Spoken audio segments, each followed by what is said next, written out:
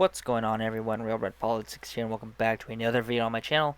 Today I'm going to be discussing the Oregon governor's race for the 2022 midterm election, and I'm going to discuss which way I think the race is going to go, and we're going to take some different, or we're going to take some things into account, such as, polling, the national environment, how strong each candidate's been on the issues, and I'm going to be more focusing on Christine Drazen and Tina Kotek more than Betsy Johnson, because Betsy Johnson, I'm confident she's not going to win the governor's race, just because when we look at polling, we can tell that she's probably not going to win.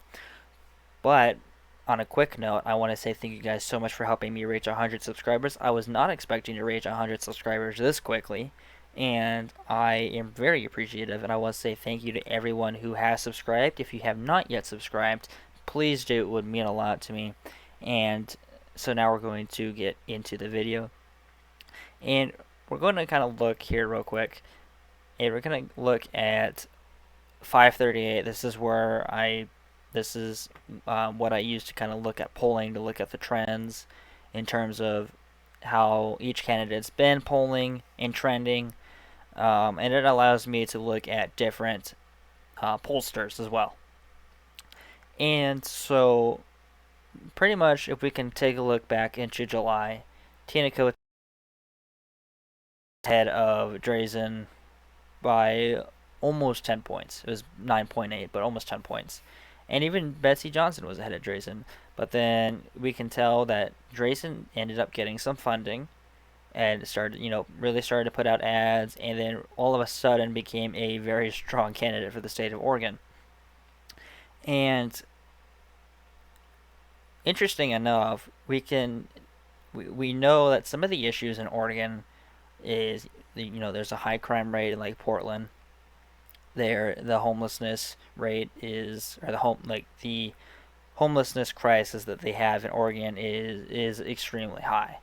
There's a very high population of homeless, and so that's something that Drazen's really been putting out in her TV ads, and that's one of her main goals in her campaign, is to try and solve homelessness. And of course, there other candidates have tried it. Kate Brown, who is an unpopular governor, let alone a very bad governor. But I think when we're taking into account the national environment and the fact that Drazen is favored, because Drazen is focusing on the issues that Oregonians actually care about, like, again, crime rates, housing costs. She's taking into account, again, the homelessness crisis, the stuff that really matters to Oregonians, school choice, similar to what Glenn Youngkin was focused on in the state of Virginia. Whereas Kotek really has not been strong on any of the issues. No surprise there, but her biggest thing has been abortion. And that's really, from my observations, has been the biggest topic Kotek's been trying to, take her campaign into, been trying to, steer her campaign towards. However, we can tell that Oregonians, that's not really one of the most popular issues, whereas Drazen's really focusing on what matters. And so, we can take a look at some polling here, and we can see from the Trafalgar group that Drazen was up 1 point. That was a Republican-funded pollster. So, there are going to be some people, well, of course it's going to have Drazen up, it's Republican funded. Well, let's look at Hoffman Research Group and the Data for Progress pollster. Data for Progress had a fairly large sample size, who had a very similar, had a very similar net result of 1, plus 1 Republican, or in this, Christine Drazen. Hoffman Research Group, Drazen up by 2. You had Civics, who had Kotek up by 8. I'm 100% confident that either Democrats were overestimated or Republicans were underestimated, and there was a very large gap in the polling there.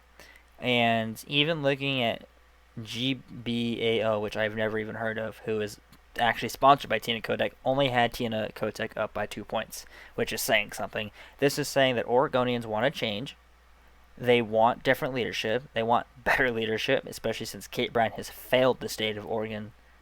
And so, taking all of that into account, it's, considering if we look at the last election cycle for the Oregon governor's race between Kate Brown as the Democrat candidate and Newt Buehler as the Republican candidate, whereas Newt Buehler was a fairly strong candidate.